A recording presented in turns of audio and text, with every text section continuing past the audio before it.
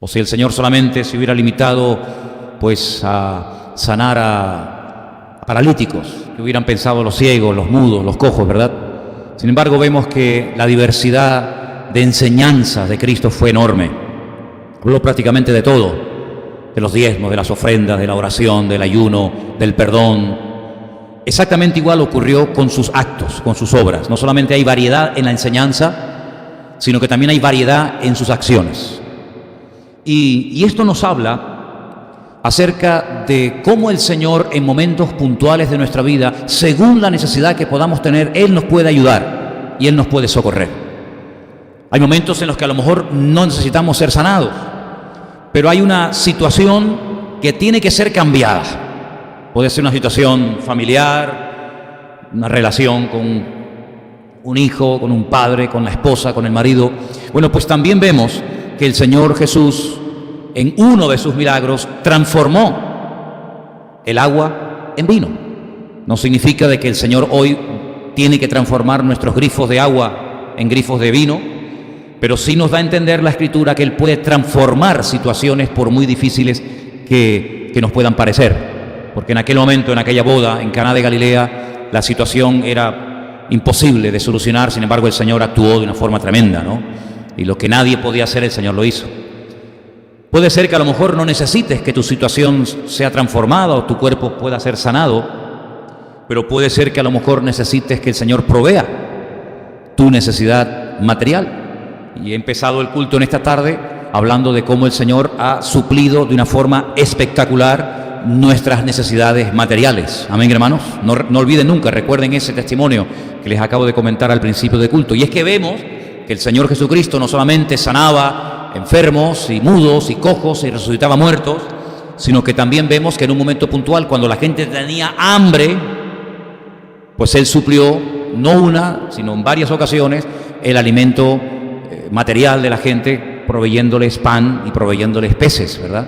Luego vemos al Señor sanando todo tipo de dolencias y enfermedades, transformando situaciones que humanamente hablando era imposible que cambiaran, pero también vemos al Señor a veces libertando a gente que no estaba enferma físicamente hablando, no tenían un problema, digamos, material, de comida, de alimento, pero sí tenían un problema de tipo espiritual. Y vemos al Señor en muchas ocasiones libertando a los oprimidos por el diablo.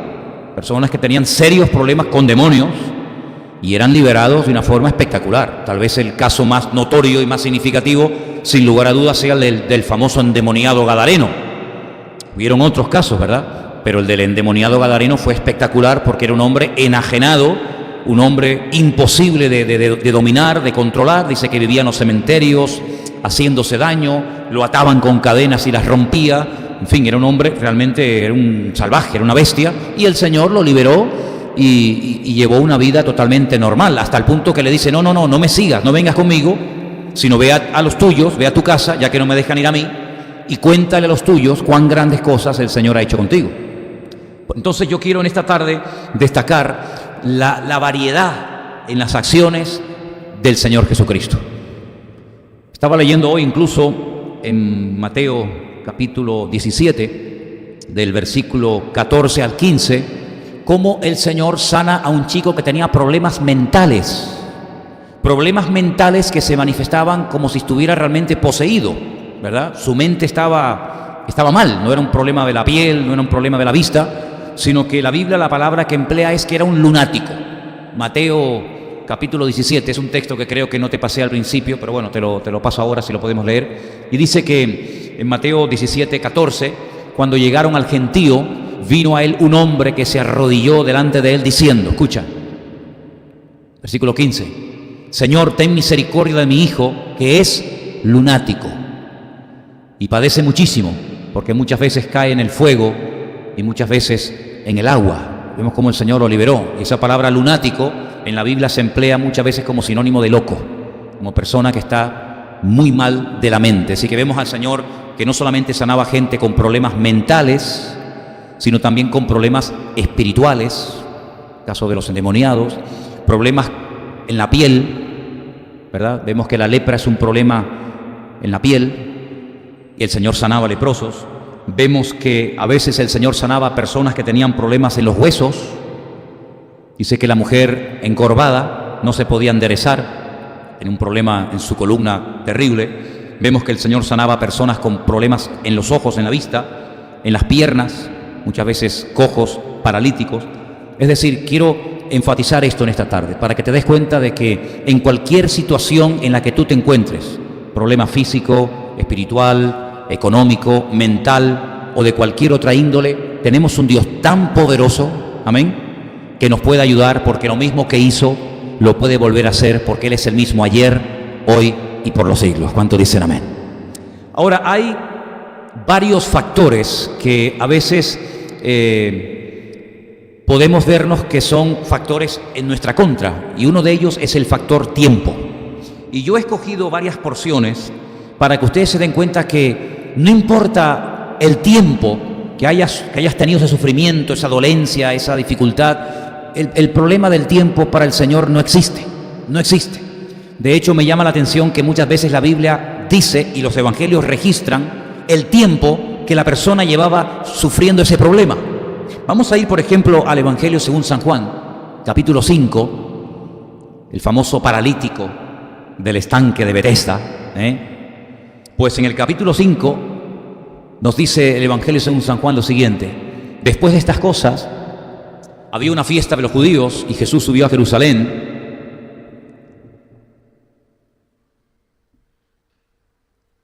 Nos quedamos en Jerusalén y vamos a ver lo que pasó con la visita del Señor en Jerusalén. Ahí estamos. Y dice que cerca de la puerta de las ovejas hay un estanque que en hebreo se llama Betesda, la casa de la misericordia, el cual tiene 5 pórticos. En estos yacía una multitud de enfermos, ciegos, cojos y paralíticos que esperaban el movimiento del agua. Versículo 4, porque un ángel descendía de tiempo en tiempo al estanque y agitaba el agua, y el primero que descendía al estanque después del movimiento del agua quedaba sano de cualquier enfermedad que tuviese. Y dice en el versículo 5, y había allí un hombre que hacía 38 años que estaba enfermo. ¿Os dais cuenta cómo el tiempo no pasa desapercibido para el evangelista Juan? ¿Se dan cuenta cómo no dice la Biblia que había un paralítico que llevaba pues mucho tiempo, sino que especifica 38 años, toda una vida, esperando algo que nunca iba a acontecer, esperando algo que nunca iba a suceder? Porque dicho sea de paso, en el estanque de Betesda, según la Biblia, no se curó nunca nadie de nada hasta que llegó Cristo. ¿Cuántas veces la gente está esperando en lugares santos, en lugares donde dice que se apareció fulano o mengano, que ocurra el milagro y no ocurre nada? Bueno, así pasaba en el estanque de Betesda. Se había corrido la leyenda, el rumor de que un ángel descendía de tiempo en tiempo y movía las aguas, y el primero que se metía, es una cosa muy injusta, ¿no? El primero, y el segundo, ¿qué pasa con el segundo? Y el tercero, y el cuarto, amigo, llegaste tarde, ¿no? La gente estaba allí esperando algo que nunca sucedía, ¿vale? Hasta que llegó el Señor y sana a un hombre que lleva 38 años esperando un cambio, 38 años tirado como un perro. Lógicamente, aunque el ángel viniera, que no iba a venir, pero aunque el ángel viniera, él nunca iba a poder llegar el primero, porque lógicamente su problema le impedía llegar el primero, era paralítico. Y dice la Biblia que llevaba así 38 años. Entonces uno dice, bueno, ya después de 38 años, ya como que uno ya ha adoptado esa enfermedad, ya te has acostumbrado a vivir con ese problema, con ese marido, con ese problema, con ese hijo, con esa dificultad.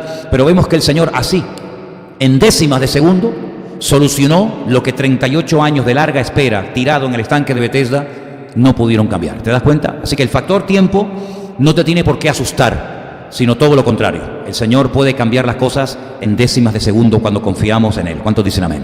Hay otro ejemplo en el Evangelio también, San Juan, capítulo 9. Vamos a Juan capítulo 9, porque este es aún peor.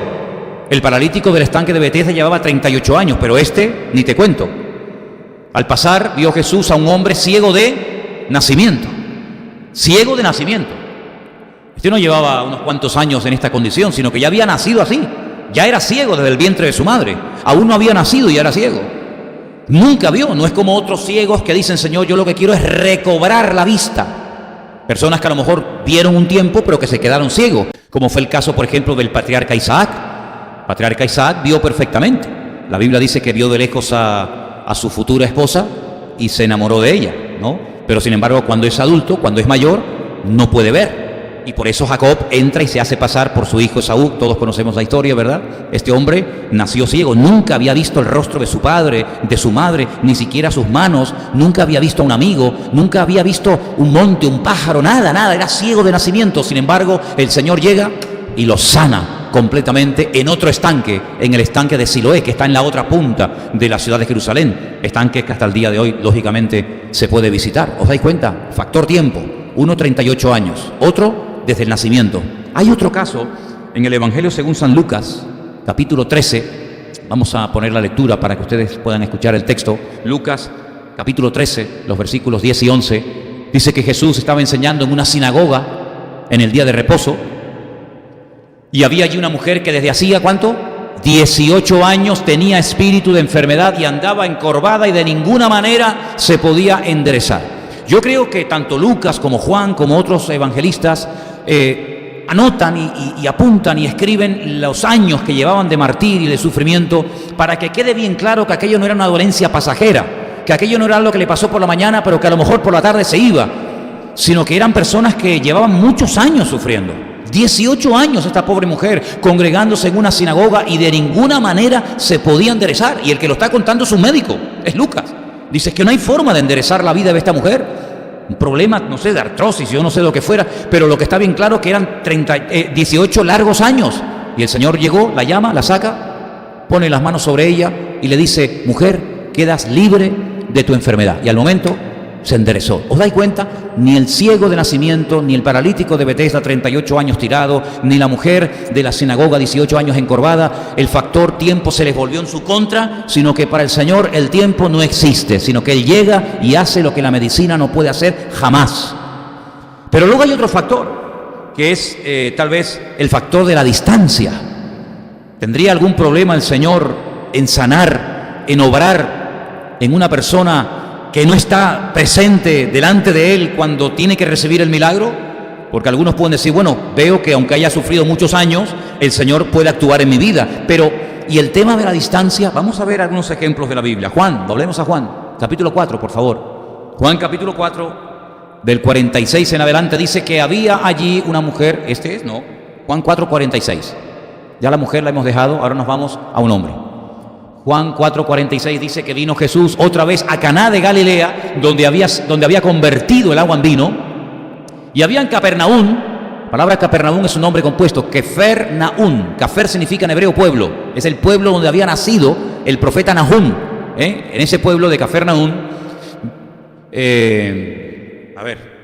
vino Jesús otra vez a Caná de Galilea, donde había convertido el agua en vino, y había en Capernaum un oficial del rey cuyo hijo estaba enfermo. Y dice, cuando oyó que Jesús había llegado de Judea a Galilea, del sur al norte, vino a él y le rogó que descendiese y sanase a su hijo que estaba a punto de morir. Entonces Jesús le dijo: si no viereis señales y prodigios, no creeréis. El oficial del rey le dijo: Señor, desciende antes de que mi hijo se muera. Jesús le dijo: ve, tu hijo vive. Y el hombre creyó la palabra que Jesús le dijo y se fue. Cuando ya él descendía, sus siervos salieron a recibirle y le dieron las nuevas, las noticias, diciendo: tu hijo vive.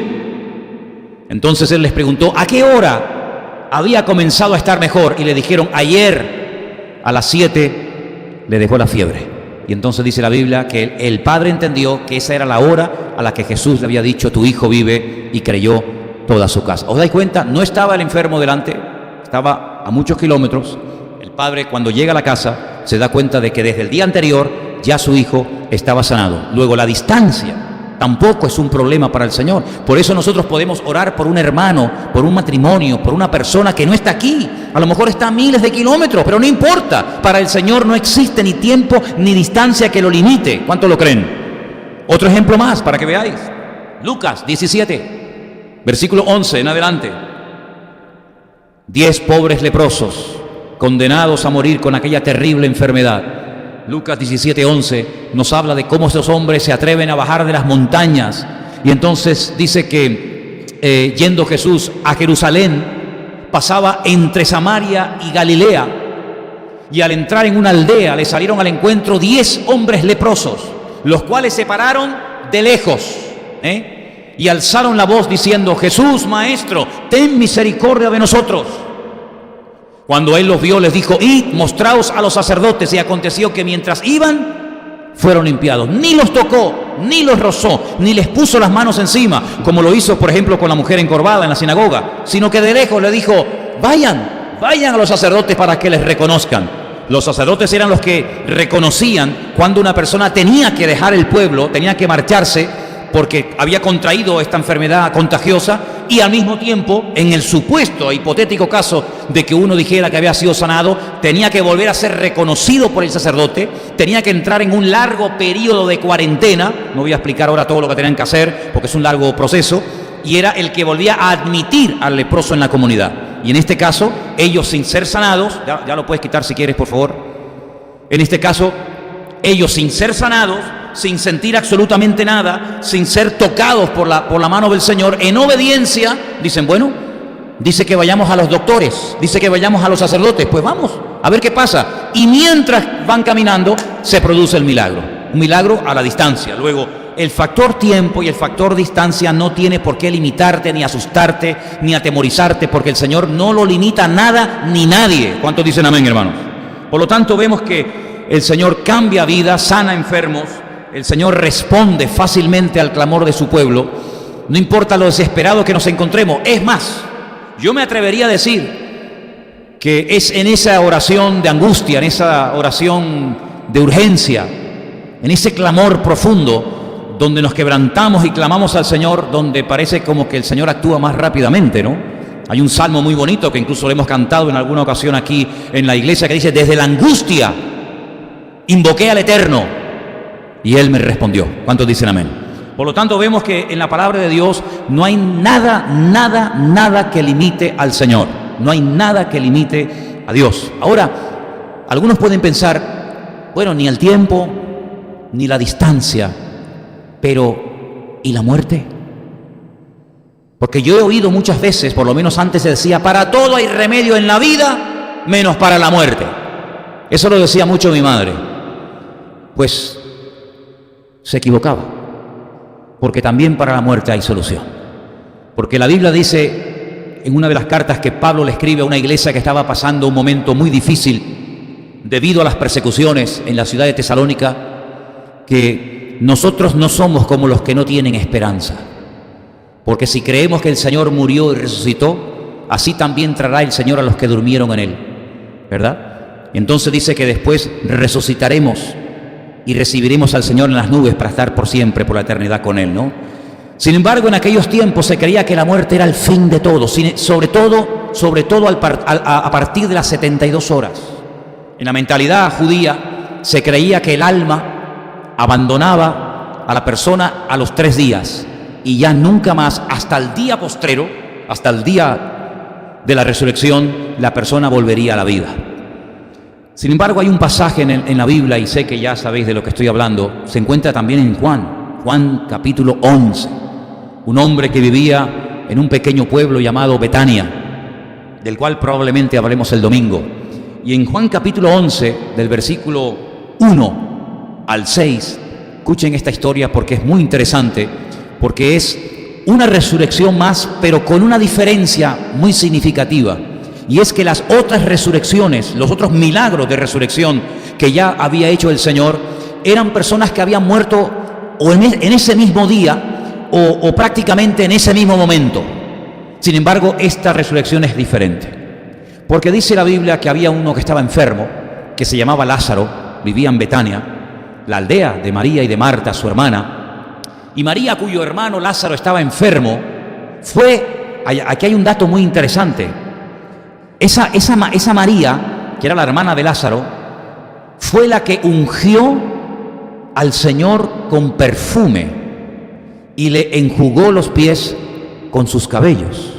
Yo no sé cuántos recuerdan la historia, pero hay un momento en el que Jesús está en una casa y llega una mujer y con un vaso de alabastro de nardo puro, de aquello era un dineral, se lo derrama totalmente al Señor, y uno de sus discípulos hace el siguiente comentario: menudo desperdicio. Y ese comentario lo oyó el Señor, porque lo haya hecho en voz alta o en voz baja, lo que decimos el Señor lo oye. ¿Y cómo se atreve el Judas, uno de los discípulos de Cristo, a decir, por favor, te has pasado? Esto es un desperdicio. Esto se podía haber vendido aproximadamente, y ya saca las cuentas, alrededor de 300 denarios. Y se podía haber dado algo a los pobres. Y dice Juan, no es que tuviera mucha carga y mucha preocupación por los pobres, ¿no? Sino que como era ladrón, metía la mano en la bolsa y decía, me podía haber llevado yo un buen pellizco, ¿no? Con estos 300 denarios. Y el Señor dijo, no la molesten, déjenlo, porque esto lo ha hecho, con un acto de agradecimiento y de amor, y en todo lugar donde se predique el Evangelio se hablará de lo que esta mujer ha hecho. Y se cumplió al pie de la letra, porque hoy, 2000 y pico años después de este milagro, o de este acto, estamos hablando de esta mujer, lo que se cumplió literalmente, ¿verdad? Bueno, pues, para más Inri, esta mujer había demostrado una devoción y un amor por el Señor espectacular. Así que enviaron las hermanas, Marta y María, a decirle al Señor, Señor, he aquí que el que amas, como diciéndole, oye, si lo amas, no dice, ven a ayudar a Lázaro, sino ven al que amas, está enfermo. Oyéndolo Jesús dijo, esta enfermedad no es para muerte, sino para la gloria de Dios. Vamos a pararnos un momento aquí, porque siempre relacionamos enfermedad con pecado, enfermedad con algo malo, pero aquí hay un matiz, aquí hay un dato muy importante. Jesús dijo, un momento, esta, otras no, pero esta enfermedad es para la gloria de Dios. Luego hay enfermedades que son para la gloria de Dios. Bueno, ¿no lo veis ahí o qué? ¿Está más claro que el agua? Pues si con la enfermedad que el Señor ha permitido en mi vida o en la vida de cualquiera de nosotros puedo glorificar a Dios, bienvenida sea. Porque si lo que queremos es darle gloria a Dios, se la daremos en vida, en muerte, sanos, enfermos, solteros, casados, viudos, separados, viejos, jóvenes, adolescentes, me da igual. Pero si es para la gloria de Dios, pues gloria a Dios. Y Jesús dijo, esta enfermedad no es para muerte. Es decir, la muerte no se va a llevar la medalla, la muerte no se va a llevar el galardón, sino que esta enfermedad es para la gloria de Dios, y añade, para que el Hijo de Dios sea glorificado por ella. Es decir, esta enfermedad lo que va a traer es gloria al Hijo. ¿Cuántos dicen amén? Jesús amaba a Marta y a su hermana y a Lázaro, no solamente a Lázaro, sino a las hermanas. Cuando oyó pues que estaba enfermo, ¿qué hubieras hecho tú? Nuestra hermana Cordy me hablaba esta mañana de que su papá está muy enfermo. Este hermano que ha estado con nosotros aquí en la iglesia en varias ocasiones, lo conocemos, ¿verdad? Probablemente a lo mejor tenga que salir de viaje mañana o pasado mañana o la próxima semana, porque está enfermo y hay que ir. Bueno, ¿y el Señor qué hace? Pues cuando oyó que estaba enfermo, se quedó 2 días más en el lugar donde estaba. ¿Cómo? Si Marta y María no van a molestar al Señor por un resfriado, por un dolorcito pasajero de cabeza.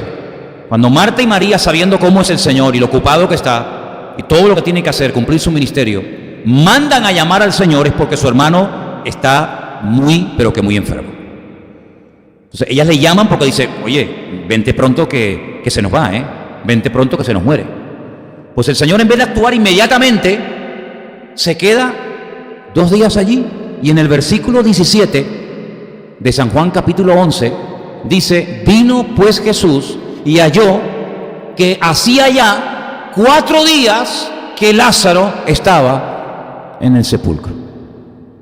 Entonces ya se acabó. Ya no estamos hablando del factor tiempo, ya no estamos hablando del factor distancia, estamos hablando ya de palabras mayores. Esto es la muerte. Y además, para más Inri, 4 días después.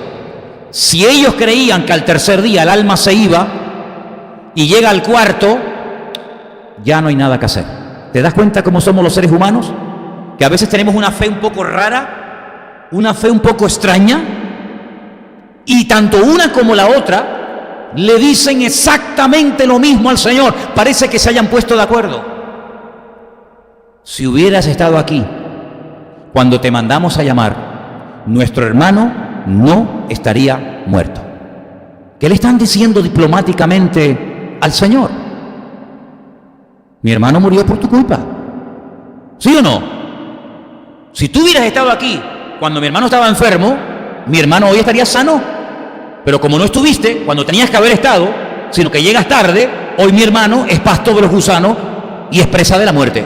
Luego, perdona Señor, pero nos ha fallado. Perdona Señor, pero has llegado tarde.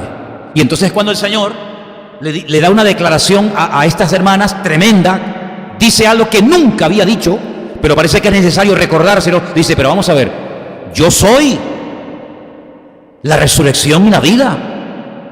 El que cree en mí, aunque esté muerto, vivirá. Y claro, ahí viene esa fe extraña que a veces, no sé, se ha apoderado de nuestra alma, de nuestro vocabulario, y saltan y dicen, no, si yo sé que mi hermano va a resucitar, si yo soy judía, yo creo en las escrituras, yo leo la Tanaj, yo leo el Antiguo Testamento y yo sé que la resurrección es bíblica, algún día todos resucitaremos, lo leí en Daniel, lo leí en los Salmos, yo lo sé, pero ¿resucitará cuándo? En el día postrero, cuando resuciten todos, Abraham, Isaac, Jacob, Daniel, Jeremías, mi hermano. Y el Señor le dice, no, Marta, no, María, yo no te estoy diciendo eso. Yo no te estoy hablando del futuro, yo te estoy hablando de ahora. Vamos, ¿dónde está? Vamos al cementerio. Y cuando llega al cementerio, todavía siguen con aquello de que no puede ser, de que no puede ser. Y el Señor dice, vamos a ver, les voy a demostrar lo que recién les acabo de decir, que yo soy la resurrección y la vida. Así que por favor, María, por favor, Marta, quítenme la piedra, están tardando. Y le vuelven otra vez a dar otro consejo al Señor. Señor, es que mi hermano hace 4 días que murió, como si él no lo supiera. Es que hiede, ya tiene que estar corrompido, ya hay un olor ahí arriba, ahí dentro tremendo. Y entonces el Señor, ¿qué hace? Se echa a llorar. Se echa a llorar. Como diciendo, pero bueno, pero ¿qué más les puedo decir? ¿Qué más les puedo enseñar que no hayan oído? Y es entonces cuando el Señor tiene que hacer un milagro tremendo, que está por encima del tiempo, por encima de la distancia y por encima de la muerte, porque por ahí hay una declaración tremenda que Pablo la registra en una de sus cartas a los Corintios, donde le dice, ¿dónde está, oh muerte, tu aguijón? ¿Dónde, oh sepulcro, tu victoria? ¿Te das cuenta? Así que nuestra fe no se puede ver en ningún momento afectada por ese virus de decir, es que ya hace mucho tiempo, ya es muy difícil, ya hace mucho tiempo que se apartó de los caminos del Señor. Él iba de niño a la escuela dominical, ella venía a la iglesia, pero claro, ya lleva 20 años sin congregarse, ya sabe Dios, si le hablamos capaz que tiene una rebeldía dentro tremenda, y entonces le damos más credibilidad al factor tiempo que al poder de Dios, como si para el Señor el tiempo fuera un problema. ¿Te das cuenta? ¿Cuánto tiempo necesitó el Señor para crear el cielo y la tierra? ¿Cuánto tiempo necesitó el Señor para crear una estrella? Dice, no, es que el universo tiene no sé cuántos millones de años. Bueno, para ustedes sí, porque ustedes necesitarían cientos de miles de millones de años para decir, esto ha salido con el factor tiempo, pero para el Señor dijo, sea la luz, y fue la luz, así al momento. ¿Qué te parece?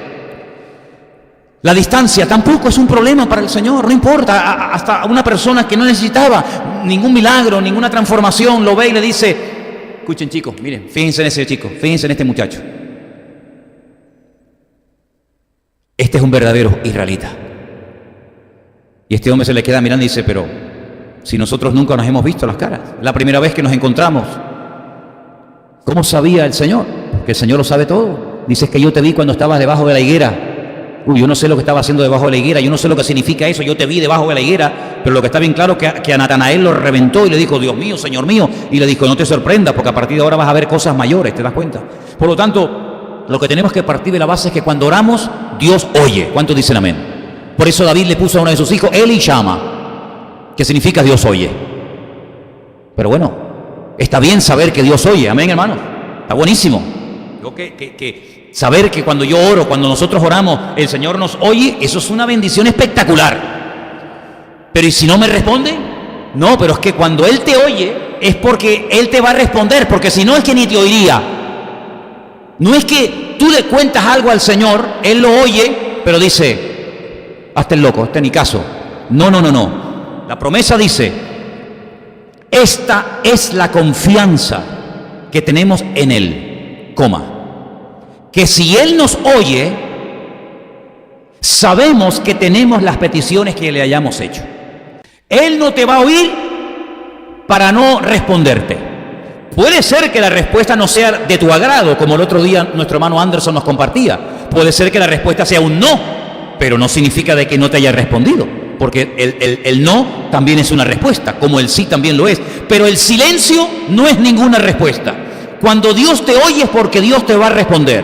Porque dice que esta es la confianza que tenemos que desarrollar y mantener en el Señor. Que si Él me oye, Él me responderá a la petición que le hayamos hecho conforme a su voluntad, evidentemente, ¿no?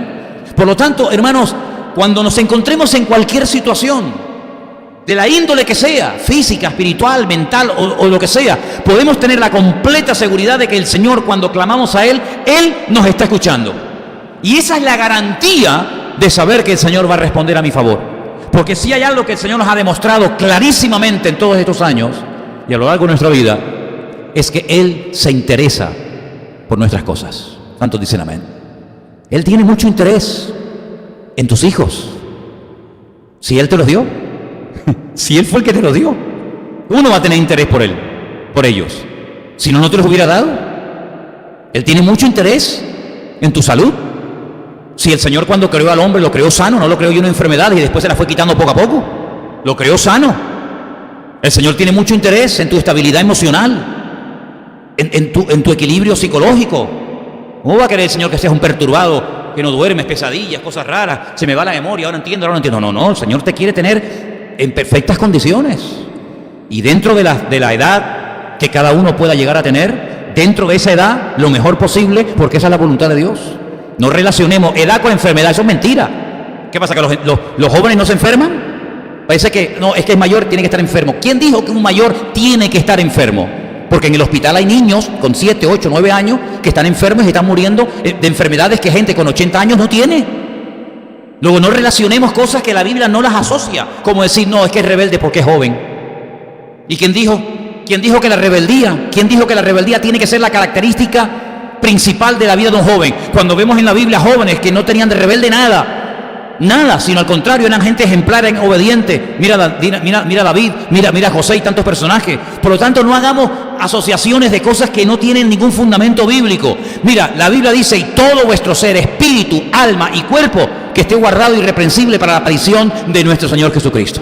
Por lo tanto, tenemos que pedirle al Señor cada día que nos sane, que nos perdone, que nos limpie, que nos mantenga bien, que nos mantenga fuertes, que nos mantenga equilibrados, porque esa es la voluntad del Señor. ¿Cuántos dicen amén? Y luego hay enfermedades raras en la Biblia, no todos son ciegos y mudos y paralíticos. Luego hay enfermedades raras. Por ejemplo, hay uno en la Biblia que la Biblia dice que era un hidrópico. ¿Habéis leído ese pasaje? Dice que era un hidrópico. Eso está en la Biblia suya también, ¿o no? ¿Y qué es la hidropesia? La hidropesia es una retención exagerada de líquidos en los tejidos del cuerpo. Ponga internet ahí, ponga hidropesia y va a haber gente que tiene las piernas, el estómago, los brazos, los dedos, la cara, una inflamación fuera de lo normal, y no es por gordura, es por retención de líquidos. Y esa enfermedad, la hidropesia, va acompañada de diversas enfermedades que terminan afectando negativamente al corazón, a los riñones, al aparato digestivo. Y uno dice, ¿y esas enfermedades tan raras de retención de líquido, de una persona totalmente hinchada, eso existía en los tiempos de la Biblia? Pues claro, mijo. Dice que el Señor un día tuvo que sanar a una persona que era un hidrópico. En otras palabras, ¿te das cuenta cómo la Biblia menciona enfermedades de la piel, enfermedades de la vista, enfermedades de retención de líquido, enfermedades de toda índole, para que sepamos en todo momento que no hay área de la vida del creyente, de un hijo de Dios, que el Señor pierda el control sobre ella? ¿Te das cuenta? Cómo el Señor a veces en su palabra hacía diferentes cosas para que si en un momento puntual de la vida nos encontremos en una situación parecida a las que leemos en la Escritura, tengamos la base suficiente para darnos cuenta de que nuestro Dios nos puede echar una mano en un momento determinado. Incluso, y quiero terminar con este ejemplo, dice la Biblia que un día había un hombre que estaba tan mal que ni siquiera se podía valer por sí mismo. No me refiero al que acabo de hablar, el paralítico de Betesda, me refiero a aquel pobre hombre que vivía tirado en una camilla, que aunque quisiera ir a donde estaba el Señor no podía, pero gloria al Señor que tenía amigos. Hay un proverbio que dice que hay amigos que son mejor que hermanos, y este tenía 4 amigos que se informaron de dónde estaba el Señor, y mira tú por dónde estaba ese día en el pueblo donde este hombre vivía. Y los amigos lo agarran y se lo llevan. Y ese día el Señor no está predicando al aire libre. Ese día está en una casa. Y claro, se ha corrido la voz y la casa se ha llenado hasta arriba de gente, de tal manera que ya no cabe ni un alfiler, como se suele decir. Pero en aquellos tiempos las casas no eran de hormigón, ¿no? Sino que eran como de paja, de hojas de palmera, eran muy sencillas. Y entonces dice que en vez de desanimarse, en vez de derrumbarse por los obstáculos aparentes, estos 4 hombres con el paralítico, fíjate tú, que no se les caiga el paralítico, ¿no? Qué cuidado, qué equilibrio. Tuvieron que subir arriba, romper un poquito el techo con todo lo que caería abajo, y el Señor, en vez de molestarse, en vez de enfadarse, decir: oye, estén quietitos, por favor, que me está entrando tierra en los ojos. Se queda callado, descuelgan al paralítico y el Señor lo sana por dentro y lo sana por fuera, porque dice: cuando vio la fe de ellos. ¿Ese ellos incluye al paralítico? ¿Esa fe es la de los 4 amigos que tenían fe para que su amigo enfermo pudiera ser sanado? ¿Por qué no? ¿Cuántas veces hemos orado por gente que no tiene fe? ¿Se puede orar por gente que no tiene fe? Sí. Seguramente que cuando oraron por nosotros en algún momento de la vida, nos enteraremos en la otra vida, seguramente no era cuando estábamos en lo mejor y cuando estábamos, a lo mejor, sabe Dios, revolcándonos en el mundo, pero alguien tuvo la fe de que si oraba por esa mujer, por ese joven, por ese niño, por ese matrimonio, Dios podía cambiarlos y hacer una obra, y hoy estamos aquí. Entonces yo no sé si cuando dice cuando dio la fe de ellos, incluye a los 5, a los 4 sanos y al enfermo, o incluye solamente a los 4, no lo sé. Pero sea como sea, cuando el Señor vio la fe, no se pudo quedar callado, sino que actuó a favor del que tenía la necesidad, en este caso del enfermo, y dice que salió caminando por su propio pie. Es decir, que no hay ningún tipo de limitación para el Señor. Cuando hay un mínimo de esfuerzo y de interés y buscamos al Señor de noche, de día, en la cárcel, en un barco, como sea, el Señor es galardonador de los que le buscan. ¿Cuántos dicen amén? Amén. Den un aplauso al Señor. Gloria a Dios. Gloria a Dios. Qué bueno. Amén. Amén. Pues hermanos, no sé cuál es su necesidad, pero sea cual sea, creo que ha quedado bien clara que el Señor es un Dios amplio, poderoso, y que Él tiene todo el poder y toda la autoridad para sanar, para liberar, para bendecir, para prosperar, para restaurar, para lo que sea, porque el ministerio de Cristo era y es tan amplio que nadie se queda excluido. Nadie dice: ¿y yo? ¿Y yo? Nadie se tiene por qué sentir excluido, porque en el reino de Dios hay lugar para todos. Ponte de pie en esta tarde conmigo. Vamos a orar. Vamos a pedirle al Señor que actúe. Lo ha hecho en esta semana de una forma impresionante. Por eso comencé el culto dándoles ese tremendo testimonio que trae paz, ¿sí o no? Trae paz, oye, trae tranquilidad. El irte a la cama diciendo: gloria a Dios, ¿no? ¿Verdad? Trae la gloria al Señor. Pues deja que tu problema, deja que tu necesidad, el Señor la utilice para que Él te pueda demostrar que tiene mucho más poder. Una vez dijo alguien: no le hables tanto a Dios de lo grande que es tu problema, sino háblale más bien a tu problema de lo grande que es tu Dios, ¿no? Alguien dijo eso, ¿no? Pues cierra sus ojos ahí donde esté y háblale a su necesidad.